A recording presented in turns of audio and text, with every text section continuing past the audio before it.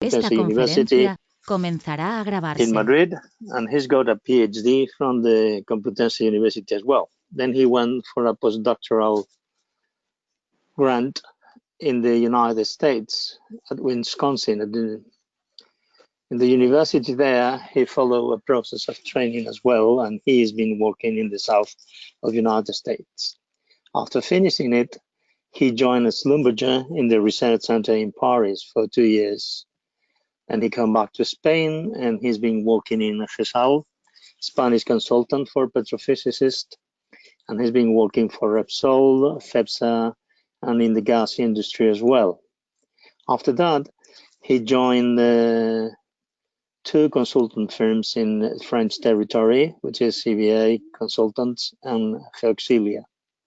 He's been teaching in the Institut Français du Pétrole, the French Institute of Oil and Industry, and he's been also acting as a consultant and a teacher for a long time. He will be teaching today and showing us what are the properties of the petrophysics related to either fractures, geothermal, and rock identification. Thank you very much for your attention. So, Gonzalo, the floor is yours. You may start when you want.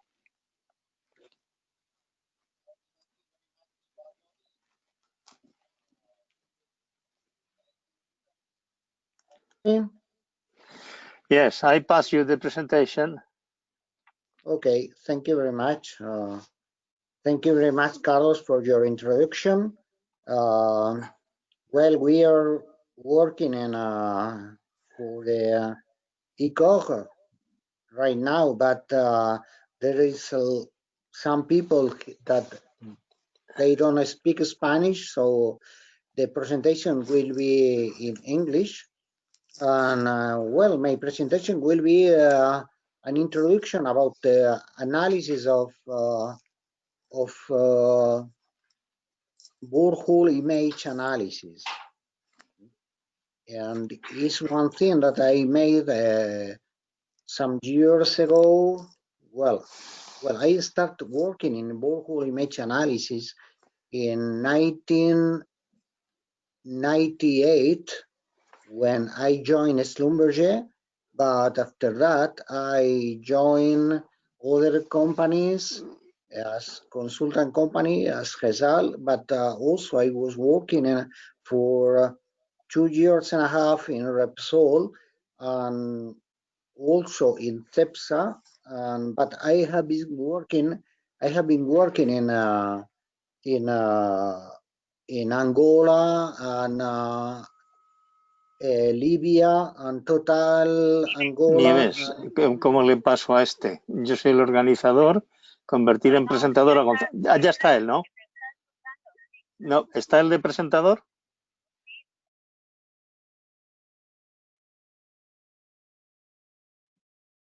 Estoy presentando.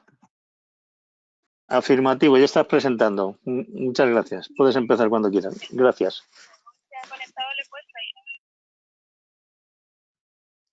Bueno, ¿podéis ver mi pantalla?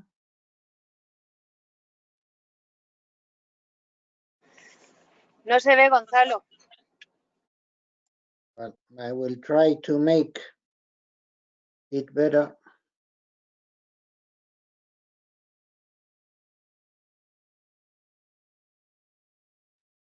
Excuse me for that,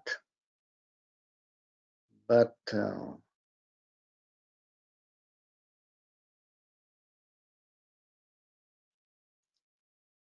excuse me for that thing, but I will try to share my presentation. ¿Dónde lo tiene que hacer?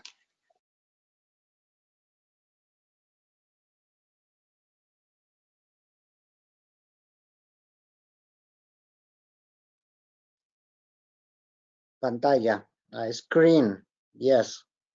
Can you see my screen? No, yo no te veo, Gonzalo. Ahora sí, ya está. Yes, right. Okay, thank you very much for that thing. Gonzalo, So, quítate la pantalla para verla en presentación entera, por favor. Si okay, puedes. I will try to do that.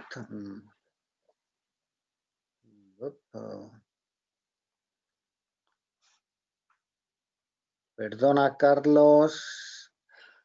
Ya está, ya, no te preocupes.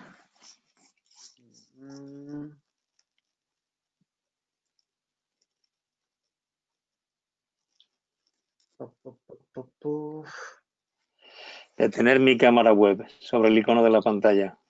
Eso es, correcto. Ya estás. Can you see my presentation? Yes, I can see your presentation. Yes, it's in there, it's on display. You may convert it in full display. Yes, but Vista, excuse me for that.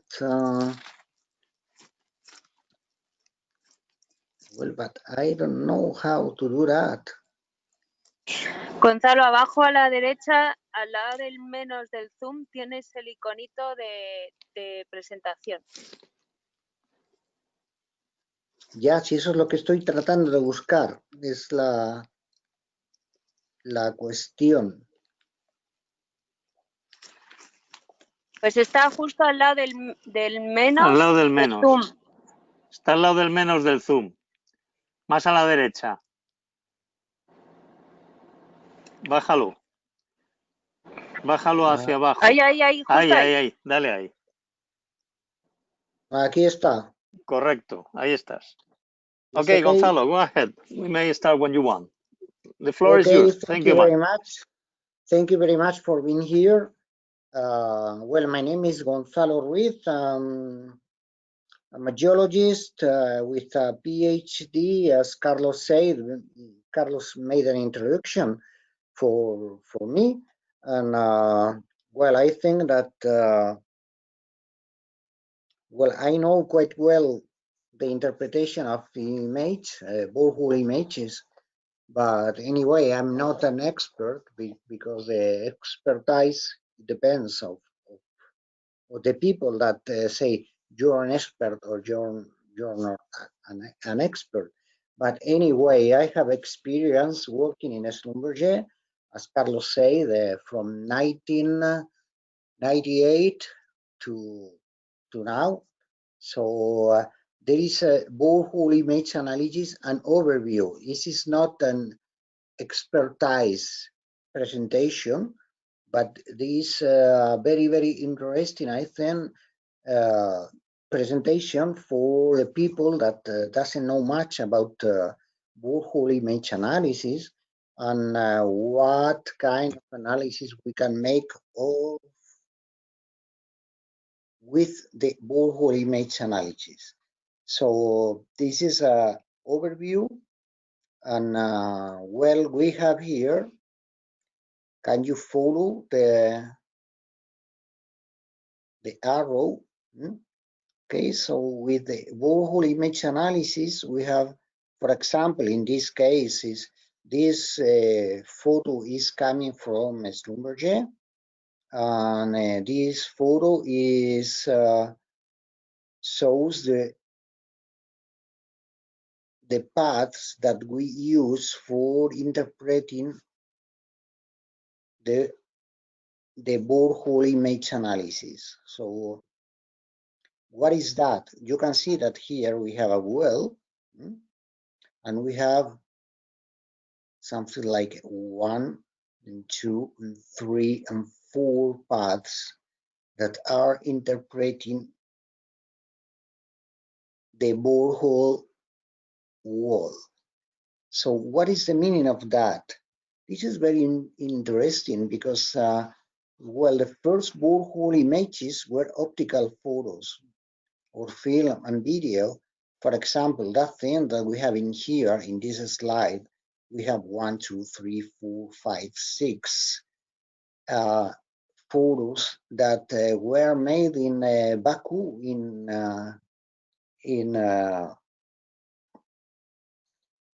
oil fields in Azerbaijan. at that time, the people, they didn't know how to interpret the borehole images. But it's important to know how to interpret borehole images, because at the first time, and this is a historical thing, well, they introduce in the holes a lot of expensive equipment, for example, here and here and here and here and here. And they say, well, but we lost equipment because the equipment was stuck. Estaba atascado, was stuck inside the hole.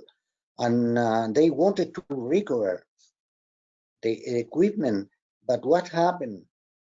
But the first borehole images, as you can see here, were photos or film and video. But the optical images require a clear mud, which is not the case in exploration and production wells.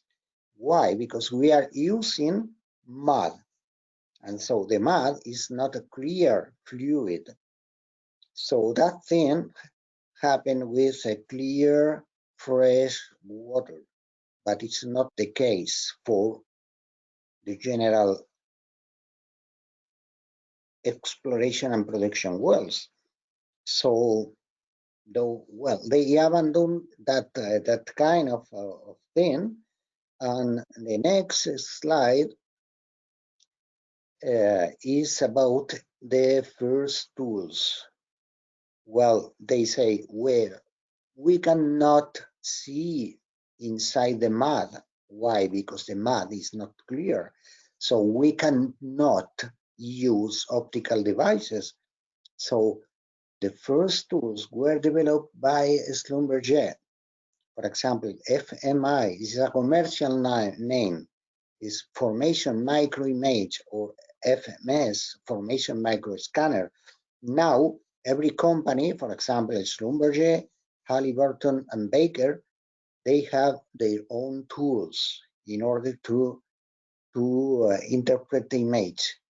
And what is the difference between the optical image and the for example, resistivity image? Is just that, for example, you know, blind people, they can read books, but yes, they can. Well, they can see the letters as we can see the letters, but with the fingers, with the braille language, they can read books. So it's the same thing that we make with the resistivity images or density images or ultrasonic borehole images. So it's a thing that we can make. We can see the rock, but we can interpret the rock. So first tools were developed by Schlumberger, as I said, and Formation Micro Image and Formation Micro Scanner. They create a picture of the borehole wall by mapping its resistivity pad mounting electrodes. So as you can see in the slide, well, we have several paths here. For example, here that picture is coming from Schlumberger, and we have 1, 2, 3, and 4 paths. And we have a tool position by a triaxial accelerometer, and tool orientation by 3 magnetometers. So the tool knows, well, if the tool can know. So in fact, it's the engineer which is in charge of the tool. Well, we know in which orientation we have a tool. And why is that thing so important? Because if the tool is oriented, has an orientation, so we know that exactly what kind of planes, what kind of features, geological features that we have in the rock, in the well. So roughly buttons and paths, remember this is a path, this is another path, this is another path, and this is another path in behind, emit a current in the formation, and button current is recorded as a series of curves that represent relative changes in micro-resistivity. And this is very, very important. Why? Because remember that thing is micro-resistivity, and micro-resistivity is very, very important. And I will show you a slide later about the importance of micro-resistivity and what is the difference between resistivity, micro-resistivity, and gamma ray and all the things, because the vertical resolution of each tool is very, very different. And that thing is very important in order to know and understand what we have. Well, current intensity measurements, which reflect the micro-resistivity, are converted to variable intensity color images. So, well, we record micro-resistivity, and we convert that kind of micro-resistivity in colors. So, for you to understand better, if we have let's say a slide of the borehole wall, well, we have something like 0.2 inch resolution, 0,2 pulgadas de resolución, 0.2 inch resolution, which is a very, very, very high resolution. And we convert the resistivity in colors. And we have something like 900 points of resistivity for each 0.2 inch slide. So we have a lot of information. And if we change the numbers in colors, we can see the rock. It's just like that. Okay, let's go. Well, so roughly we have a series of high resolution resistivity data, 0.2 inch covering the borehole wall. And well, values are converted in colors using different palettes. Well, this is the first thing that we have. And this is, for example, here. Can you see here in the upper part? And this is a deep meter. But the deep meter was very, very tricky to understand and to interpret. Why? Because we have we are drilling rocks, and we have, for example, something like a cross bedding, but also we have bedding as well, and also we have fractures. And what happened with the deep meter at the first days? I was working, and excuse me, I can see my arrow. Yes, it's here. Well, I was working for Eni, for Agip in Italy, while I was working in Schlumberger, and we have that kind of curves. One curve in east, west, northeast. Yes, so firstly, the idea was really, really nice and brilliant, because we can say that this event can be correlated with this event in the other part of the well, and with this event with the other part of the well, and with this event with the other part of the well. Well, the principle was really, really nice and brilliant. But what happened when we miss, well, that thing can be a bedding, but also can be cross-bedding, and can be any other feature, can be fracturation. So finally, the interpretation of the deep meter was so difficult that finally was abandoned, mostly in the 1998 or 2000. So at that time, we abandoned the deep meter, which is here, and we start to use the resistivity images that roughly are more or less the same, but with much resolution. And here you can have an image, and I will explain later about the interpretation of that kind of images. Well, roughly we use a color palette, which is the black thin, dark thin, excuse me, I'm trying to find my arrow again. Yes, black, dark thin, and light thins.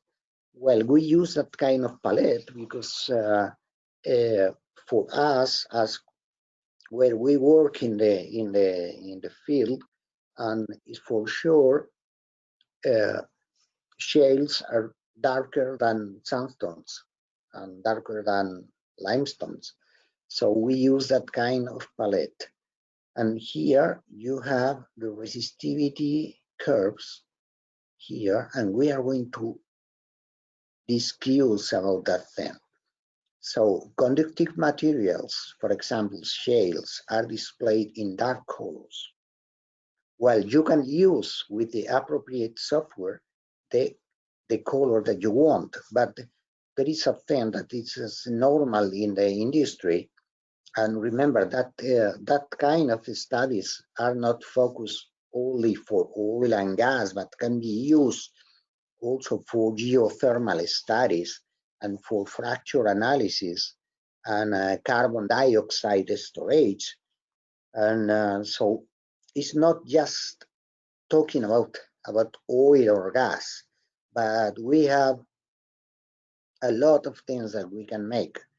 And well, conductive materials, shales, are displayed in dark colors, and resistive materials are displayed in light colors. For example, here we have dark colors here, and the resistivity, which is that curve, is quite low. Why?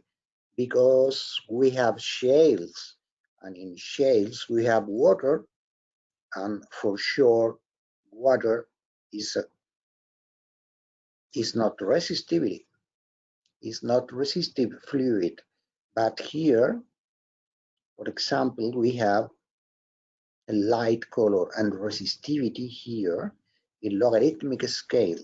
Resistivity is quite high. So what happened here? So together with the gamma ray, with the density and resistivity, we can distinguish between dark thins, between shales, and bright thins, which are the resistive rocks. Why are resistive? Well, I don't know exactly in this case. Well, I know in this case because we have, well, no porosity, or we have something with fluid with no conductivity, something like hydrocarbons. Anyway, let's go. That thing is very important in my opinion. Well, I don't know exactly what's your opinion, but we have here in this port, we have, for example, the standard resistivity tools, and we have a scale here, which is the vertical resolution, and here we have the depth of investigation. And there is one thing which is very important.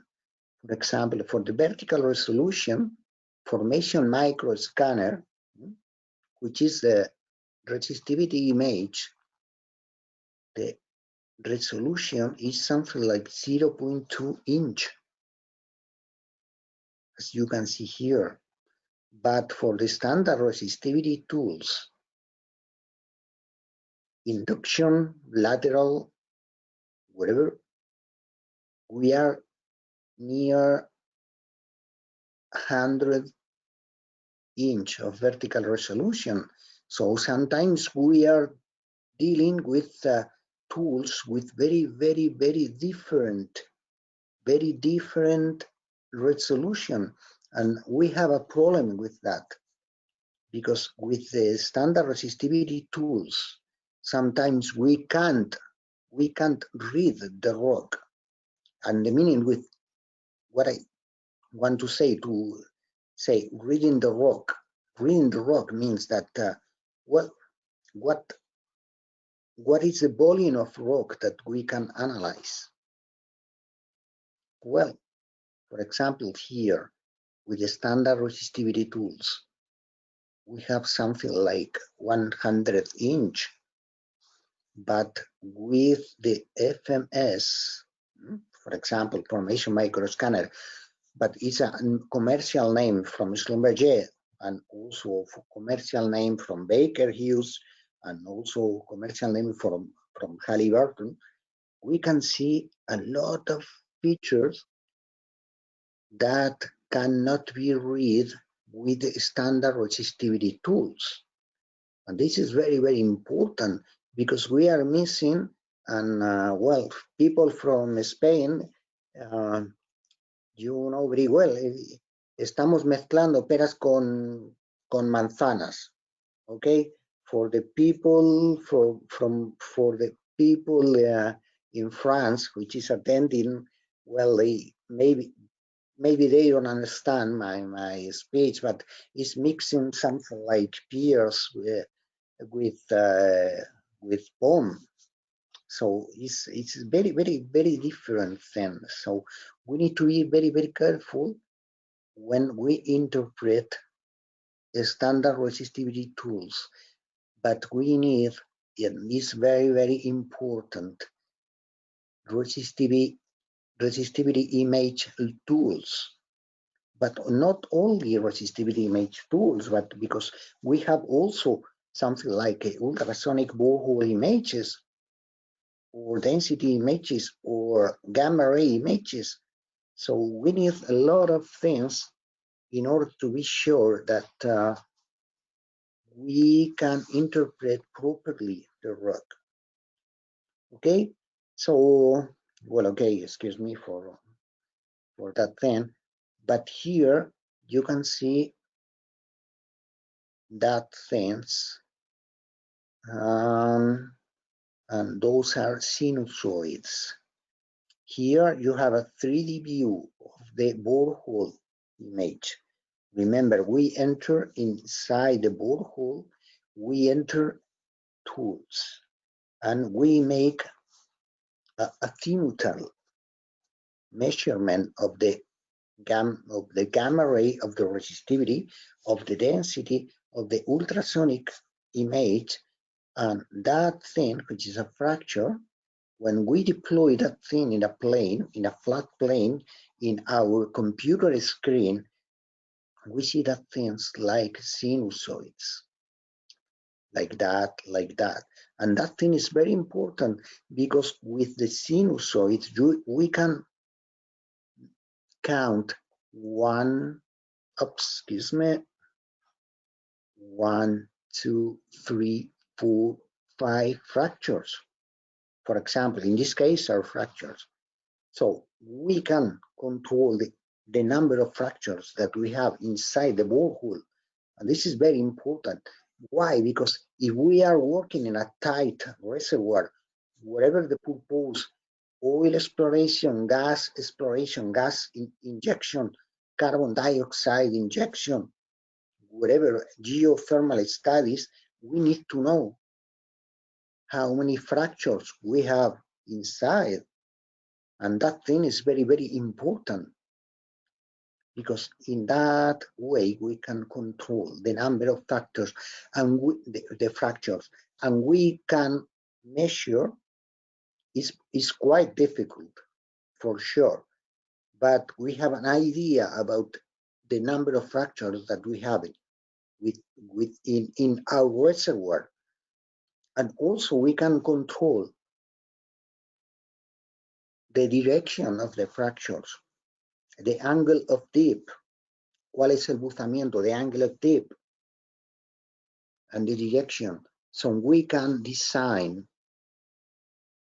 a campaign, for example, for drilling, for any purpose. Okay, so let's go. So remember, we have here, remember the sinusoids,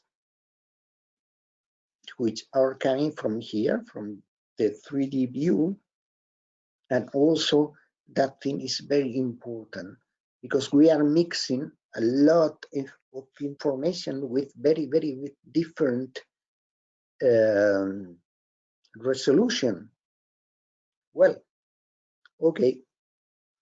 So this is a sketch which is coming from Schlumberger review and how to read the image.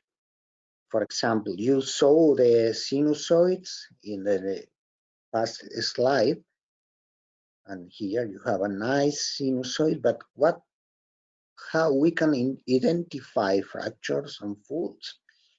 Well, you have here a sinusoid, but oops, it's not complete. Why? It's because we have fracturing here. So it's very important to control the sinusoids in order to know that we have fractures or not. And that thing is very important for all the analysis of our well for any purpose.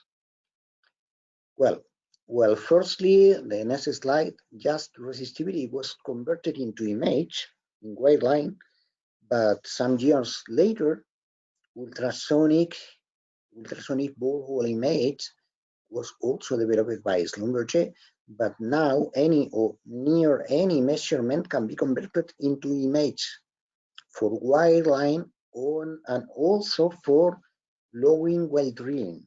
So we can make the same type of interpretation in white line, in vertical wells, but also in horizontal wells.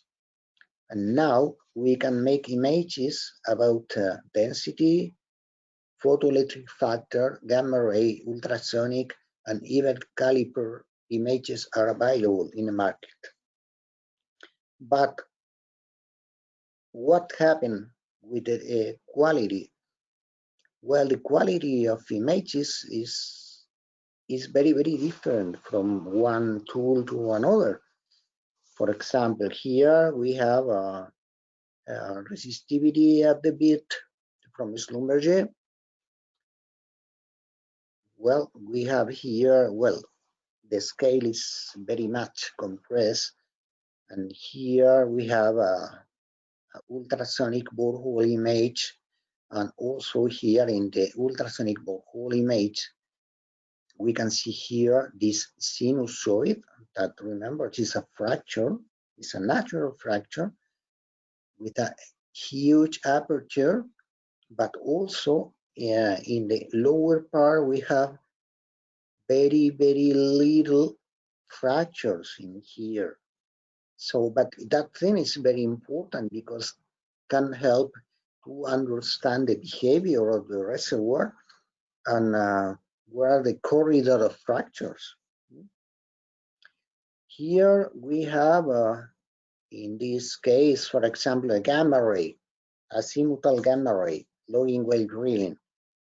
Well, it's not as useful as the borehole image, the resistivity of ultrasonic borehole image, but can be very useful for other purposes, like something like we are drilling in horizontal wells, and we need to know if we are going down in the formation or going upwards. And with that kind of tool, here you can see the image, the color code is the same, dark thin are shades, and here, oops, excuse me, I can see my arrow. Well, yes, here you can see the gamma ray. And in the background, we have the image of the gamma ray. So there is a nice correlation between the low gamma ray in a bright color, very, very light color. That means that we have very, very low reactivity. In this case is a case in which we have anhydride, but also we can see the dark colors that are related with the shales. So we can use images for a lot of purposes. Well, next thing. Well, obviously we have a budget. We are working in a company, but for example, in this slide, you can see the oil-based mud image in the left part, and we can see the image in for the same formation in the same level with density image. So the density image for sure has a lower quality than a oil-based mud image. So in the left part we have a resistivity image, and in the right part we have a density image, and for sure the quality is obviously not the same. So when we deal with a budget, yes, density image is much cheaper, yes, for sure. But what we want, the density image on the right or the oil-based mud image in the left. So obviously is well, the choice, it depends on the budget, but for sure in the density image we see nothing, and in the oil-based mud image we can see a lot of beds. Well, next things. So fields of application. Well, for example, we can see sedimentology. In this case, we have, for example, this is the source is Schlumberger catalogs, and we can see breccia, and we can see also baggy limestones, and we can see here the dark spots that are very conductive. Remember that dark colors in image analysis are related to high conductivity. So here we can see that we have, oops, using again my arrow, yeah, here and here and here and here and here, we have a lot of dark spots with high conductivity. But in between, we have, for example, that right spot. That means that we don't have any conductivity, high resistivity here. But also remember that we have sinusoids, and this is an example of a turbidite system. But also here, for example, we have that kind of deformation. We have here a bright layer, another bright layer with dark things in between, and here you can see that deformation which is related with a slump. So we can detect slumps, we can detect layers, and we can detect a lot of things that we can't know, we are not able to detect by the classical logging tools. So there are other things that we can detect. For example, here we have bioturbation in the Ordovician in Mussel Basin, and can you see that thing, that subtle vertical structures? And when we have a core of that formation, we see that we can detect the same thing in the image, that the same thing that we have in the core. Also here, for example, deformed beds.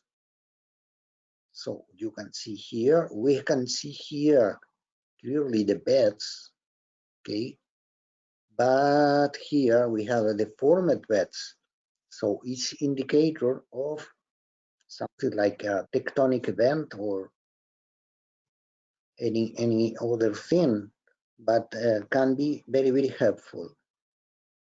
Other thing that we have, for example, here, also in oil-based image, but the same thing can be made by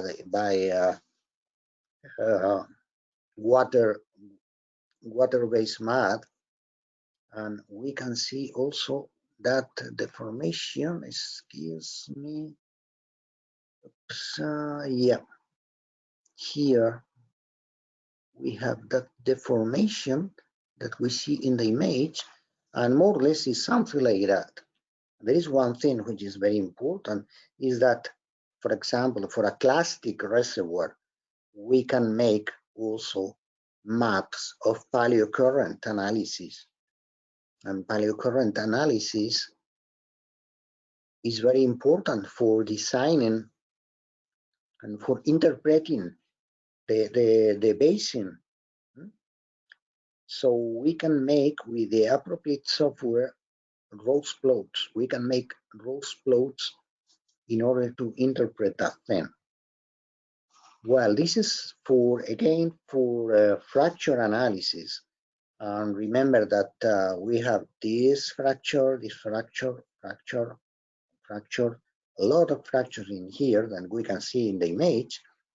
And it's very, very important because the fractures are giving permeability, as you know very well, in,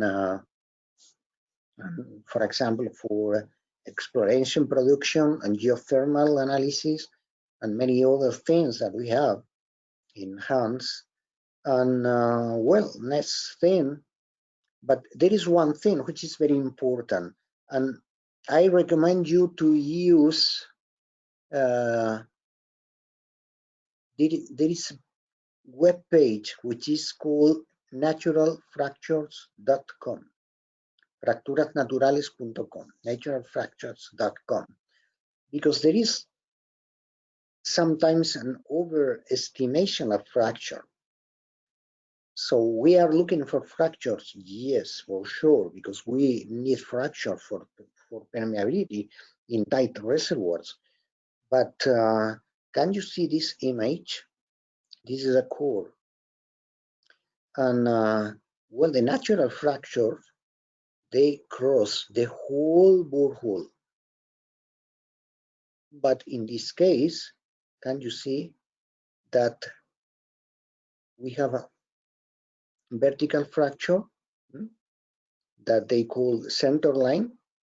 Remember, I recommend you strongly to consult the web page naturalfractures.com. And we have fractures like that. Well, this is called a centerline fracture. And those fractures are called petal. But that fractures are not natural. So are not involved in the volume of reservoir that we have. And well, there is a thesis here, excuse me, explaining the difference between natural and drilling-induced fracture. For example, drilling-induced fracture are like that. We don't have any sinusoid. So if we see that kind of vertical fractures, it means that the fractures are not natural and they are not contributing to the reservoir. And this is very, very important. So I will strongly recommend you to consult that web page. So you have my email if you want to write me, and in order to understand better what is the difference between natural fractures and drilling-induced fractures. Well, other things is that, well, for example, for people trying to drill, is that we can run image analysis. In this case is resistivity at the bit, which is from Baker, but we can combine also with nuclear magnetic resonance. And the nuclear magnetic resonance is very, very interesting, combined with the image. Why? Because the nuclear magnetic resonance is giving us an idea about the permeability, about the porosity, but we can convert that thing into permeability. So we have very few time in here. Well, I will be quickly with the thing. And there is another thing which is amazing. For example, here is in Malaysia, in offshore Malaysia, and here we have the borehole image, and that thing is very, very important. Why? Because we can see thin layers here, but for example, we can see here the blue line is the resistivity. Well, the resistivity reads nothing.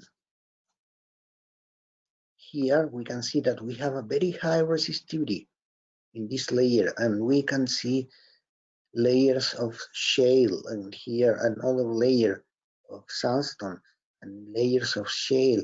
But when you see the resistivity curve, the standard resistivity curve, the induction or lateral log means nothing. So with that kind of curve, will be very, very difficult to understand the behavior of the reservoir. So there is one thing that is very important. If we plan to, if we are planning to make a logging, well, what we need is that thing, the image, or that flat curve without any expression of the lithology or the fluids that we have inside. So, well, sometimes it's much better to put a little bit more of money here in order to have a quite a correct view of the reservoir, and that thing means nothing. So, well, another thing which is well, I'm going to finish because I'm reaching 7:30. Other thing that we can use is that breakout and stress analysis, and is because we have a stress in the borehole. So we have from a circular well to elliptic thing, and we can interpret the borehole stress analysis. Here, for example, here we have that thing, and you see that feature. Well, it's an induced fracture. And why is an induced fracture? Because the fractures are not crossing the borehole.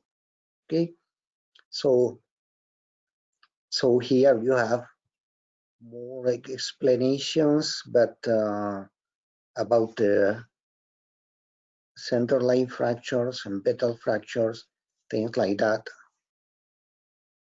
Okay, so roughly, just to finish, is that we have a lot of tools for image interpretation, versatile tools that allow to have a picture of the reservoir, useful for sedimentology, for fracture analysis, and dips and azimuths can be plotted in a wide range of Ross diagrams, and well, each analysis needs specific tools. Obviously, we need specific softwares as well, but well, I think we are in time. A lot of images have been recorded and wait for interpretation. Thank you very much for your attention. I'm open for your questions.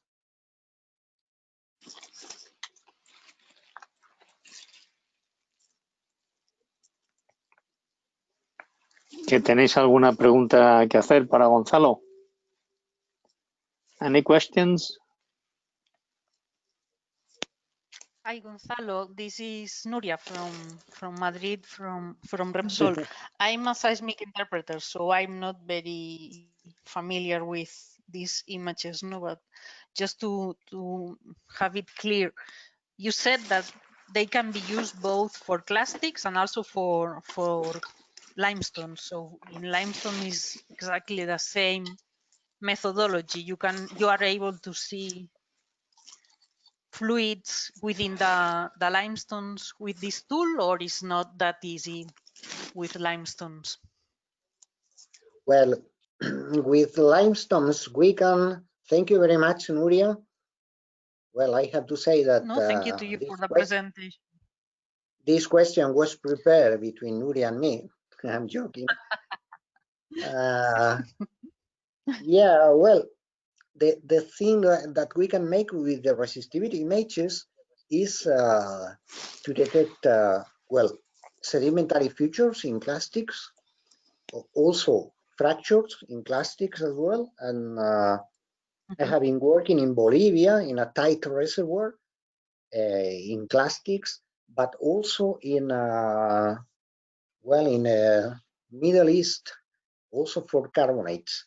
But the fluid, well, we need, well, we can't solve all the things just with the resistivity image.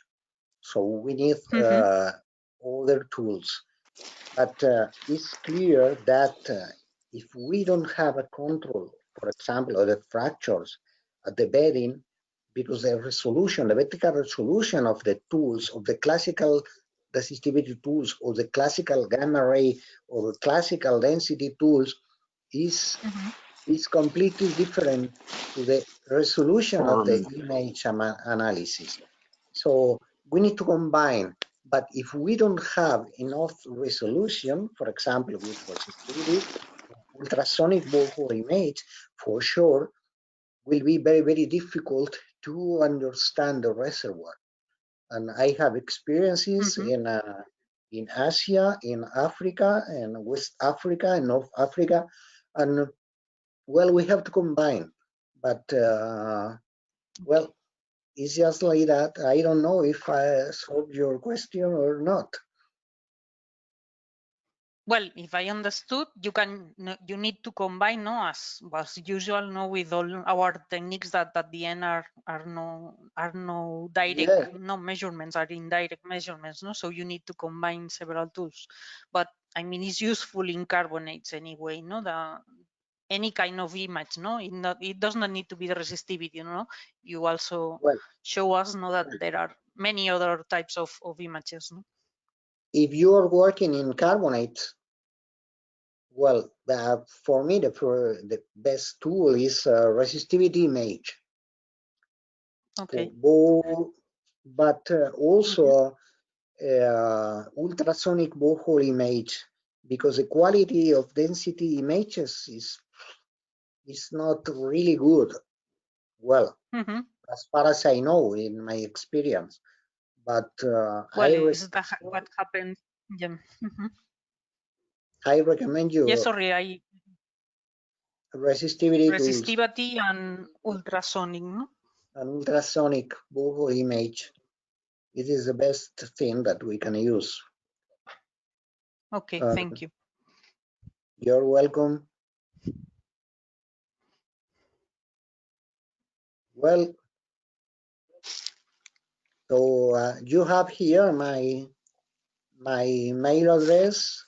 So you have any question or any other thing, please feel free to write me. Yeah, Gonzalo. Gonzalo, you've got a question from Jesus Sotomayor. Thank you, Jesus, for your question. Jesus says, I guess, based on ODRIP, most of geothermal formation targets are in tight rocks, such as gneiss. Is it possible to use this type of high-resolution images in this formation? Is there a problem in fractures generating large borehole affecting the image? Or other tool to be used? Well, I think we have to use the tools that we have.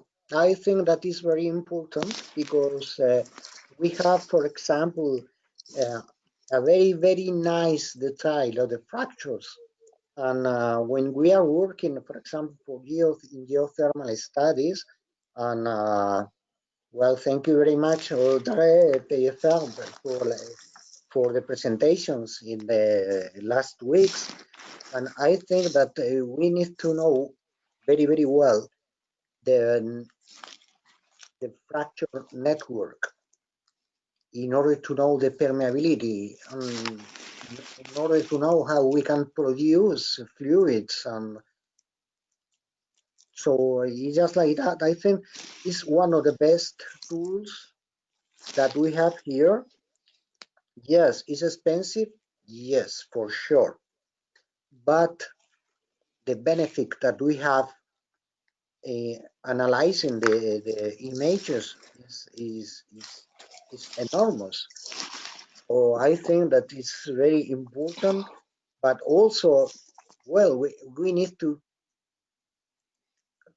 keep in mind what is our budget, how many money we have for analysis. But I think that if we can characterize a rock and also with the fractures, the fracture density, the fracture aperture is very important for us. Well, it's the only solution that I can give you. But anyway, so please call me, write me. You have here my mail address, and I'm open for any question if I can solve your question. So it is, well,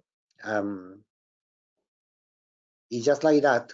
So thank you very much, Carlos and Jesus Sotomayor, and Nuria, and Nieves, Beatriz, Guzman, Jerome, Jose Luis, Maria, all the people here. Gonzalo, thank you very much for your active presentation here. And I have a question for you, please, which is related to the geothermal energy. According to your criteria, what would be the most useful set of tools to be used to determine if a well is suitable for geothermal purposes? Say, which kind of measurements do you think we may get from the wireline logging that will be helpful for us? Thank you, Gonzalo. Well, thank you very much, Carlos, for your question, but I think that I will pass la parole or the word Audrey. Est-ce que tu es disponible? Hi, I'm here. Yeah. But No, it's just yes. Yeah, Go ahead. the question is, Audrey, bonsoir, André. The question is, what would be the most adequate set of tools provided by well and login to be used in a well for geothermal purposes? What would be the most adequate tools or the tools you use to see or determine if a well fits in the geothermal purposes? Thank you. Actually, for the question for the wells, I'm not the most competent, because I have studied the fracturation at the surface in the systems where I make my studies. So we take measurements of fracture at the surface, and then we have made modeling of the evolution of the closing of the surface fracture network with depths. But actually, for the tools inside wells, it's not my specialty. I think that's Gonzalo is better to answer this question. Well, thank you. Thank you very much for your cooperation, Audrey, because you made a super presentations last 2 weeks. Well, I think that we need to use the tools that we have, because obviously we have to run gamma ray for sure in order to understand. You have shales or carbonates or sandstones. Also density, because we can calculate, for example, porosity about density and neutron, which is very useful. And we need to understand if the reservoir is, let's say, is driven by porosity or fracturation, because we have different scenarios in which sometimes we have no porosity in the rock, but we have a lot of fracturation. So with the density and the neutron, and also we have a lot of budget, we can run a nuclear magnetic resonance, and we can understand the porosity. The porosity is very, very low, so we need to understand the network of fractures. And if we understand the network of fractures, well, we need to run tools that are able to interpret the fracturation inside the reservoir. So, but there is a thing which is quite complex, because it depends also on the budget, because the budget is limited.